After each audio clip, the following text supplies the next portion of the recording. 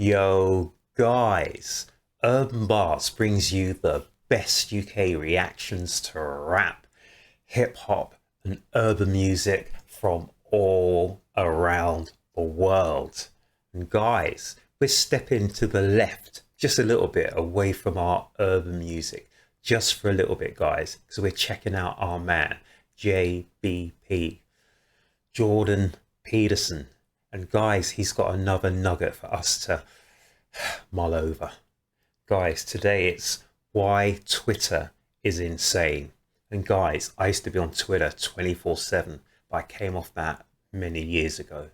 It'd be interesting to see what Twitter's doing these days because I haven't a clue. I've no idea.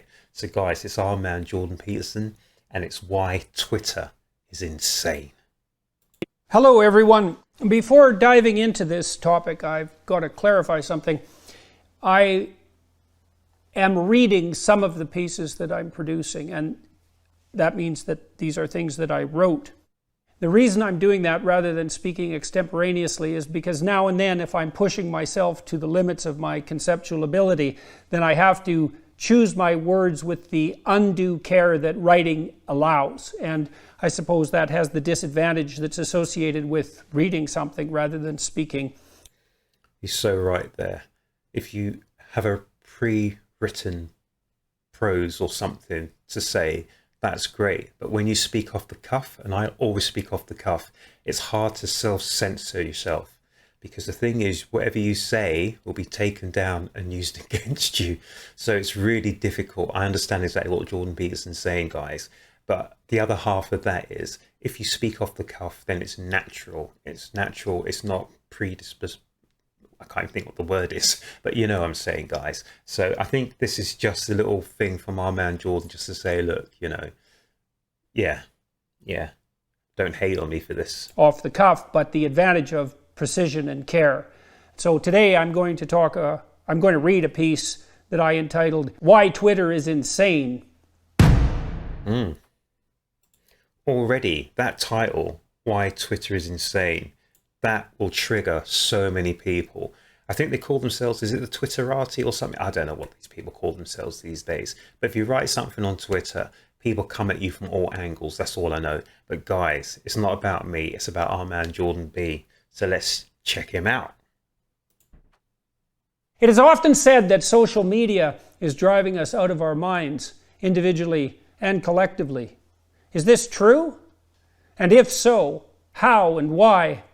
The eminent social psychologist Jonathan Haidt recently wrote a hard-hitting article showing that use of certain forms of social media, particularly by girls just entering adolescence, was directly and causally associated with higher rates of depression and depression-related symptoms since the early to mid 2010s. And the thing is, guys, the powers that be, the people in the know, the psychologists, all these people, they've studied all of this, the social media, all the things that we get up to, all the things that we do. And actually, we are still a live study almost with these people. So they know what they're doing. So yeah, don't believe the hype. I had been thinking along broadly similar lines, particularly with regard to Twitter and how its incentives are structured compared to those that characterize healthy human interactions. The extent of its harmful pathology has recently been brought home to me as a consequence. I like that. Look up the word, guys, pathology. Of those deliberations. A thought experiment.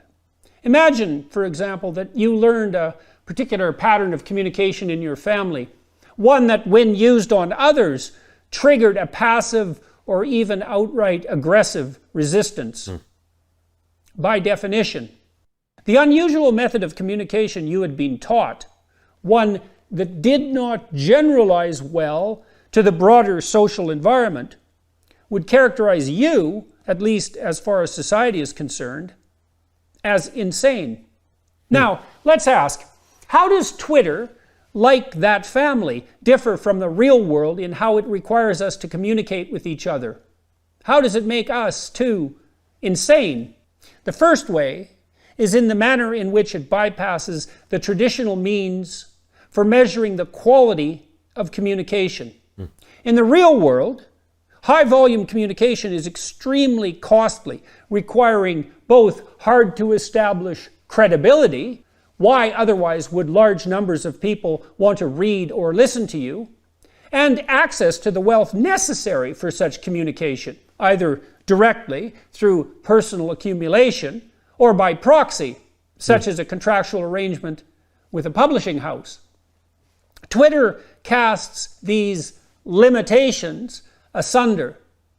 The consequence of this demolition of potentially vital regulation is multiplied by the fact that Twitter provides universal access to each of its users' hard-won personal networks. The second way is how anyone, regardless of competence or social status, can comment to anyone else's entire network of followers merely by commenting on something the latter posted. That same commenter, therefore, can access all those who have chosen to follow not them, but the target of their, say, insult and derision, without having demonstrated any of the competence necessary to have attracted such attention on their own. This democratization of communication enables a parasitism completely divorced from competence. Democratization of communication. And he said it enabled a parasitism, was it? Competence necessary to have attracted such attention on their own. This democratization of communication enables a parasitism completely divorced from competence. It massively inflates noise relative to signal, bypassing all the screening mechanisms that have been so painstakingly developed to shield us from incessant racket in the real world. The third way Twitter breaks the norms of standard human interaction is the zero cost and even potential benefit it imposes on those who engage in flagrant ethical misconduct. It facilitates the implied moral elevation that accrues to the accuser, who adopts the position of virtuous judge merely by formulating an accusation, however vague, ill-founded, and scurrilous. In the same vein, there is no cost for insults, ad hominem attacks, and provocative statements. Incitement, in other words. People can hide behind their anonymity as well. Keyboard warriors, in other words. And act, if possible, even more brazenly. Too often, therefore, the medium stimulates a reactive rage, as it denies even to competent users two of the main privileges traditionally granted to them: the presumption of innocence and the right and ability to engage in effective self-defense.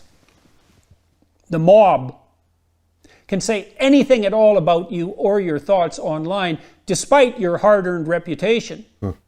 And there is nothing you can do about it.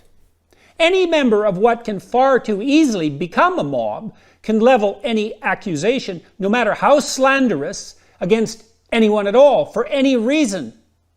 And there is little or nothing that the target can do in response. Perhaps most worrisome of all is the fact that this incited rage bleeds over into the real world.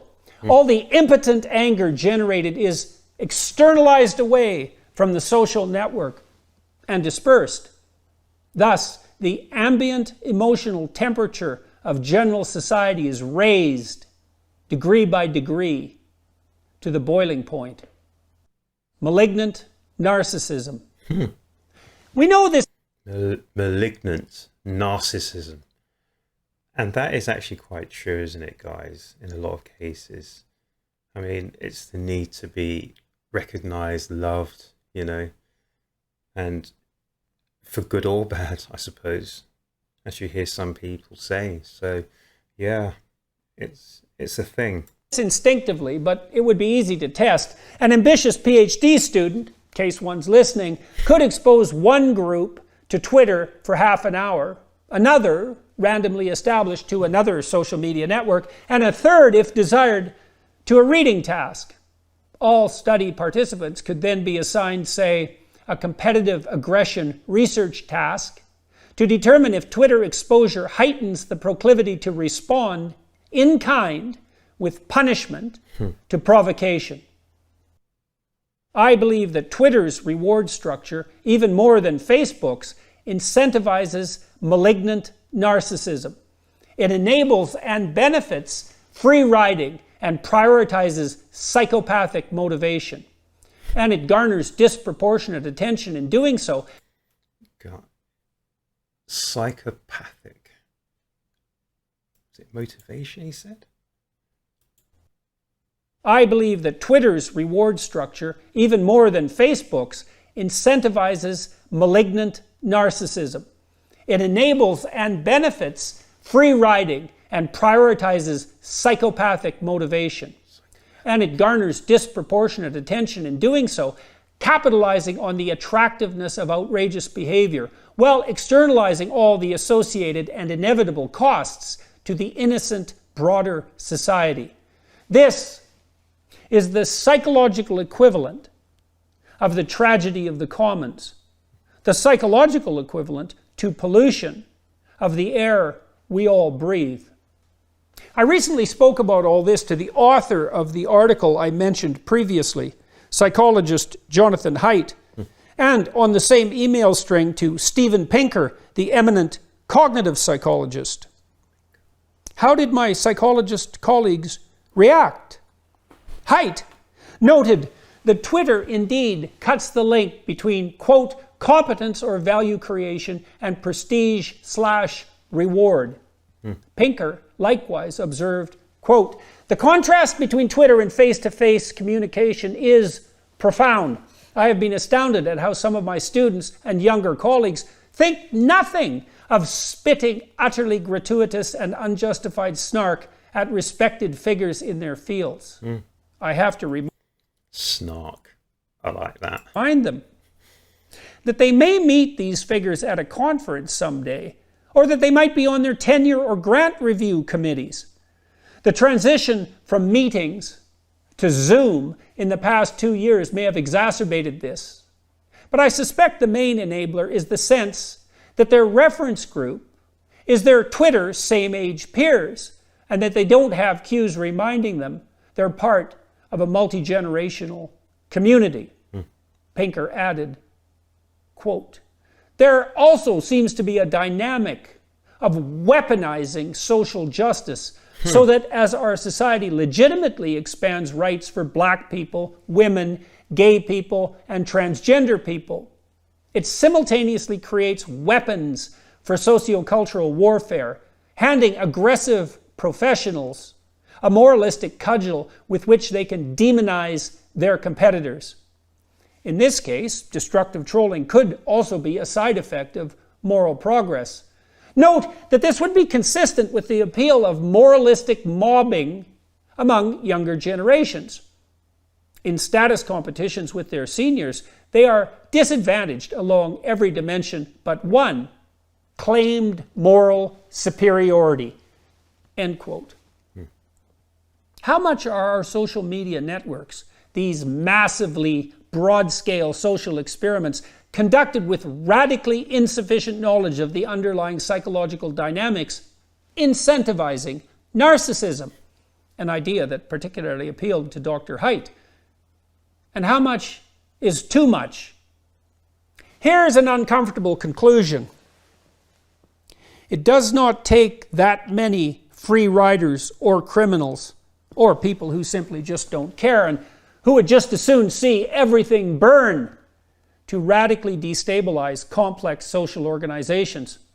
I spoke recently with the journalist Andy No about the anarchist group Antifa, for example, after being informed When they to do with Black Lives Matter? Let me know in the comment section. by some Democrats I was corresponding with that this group, Antifa, didn't really exist.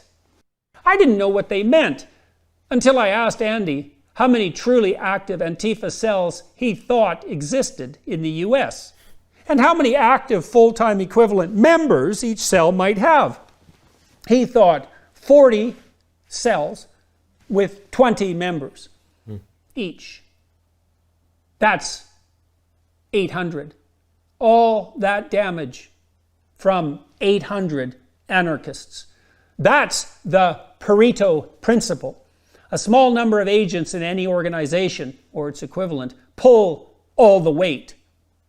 It's worth remembering that 1% of the US population accounts for 2/3 of all violent crime, and that a minority of that 1% are repeat offenders, exacerbating polarization. Have we built so-called communication systems that are capable of destabilizing our entire society? Haidt believes that it was the mere introduction of the retweet and like buttons that facilitated the tit-for-tat sharing. The retweet and the like buttons. And it's so incredible how they've reached and tapped into the human psyche. It's power, isn't it, guys? The retweet and the like. It's power. Power in your hand. You know, it's the power to affirmatize someone, you know, and to spread that news. It's incredible. It's incredible. So whoever invented Twitter and everything behind it, they know what they're doing, guys.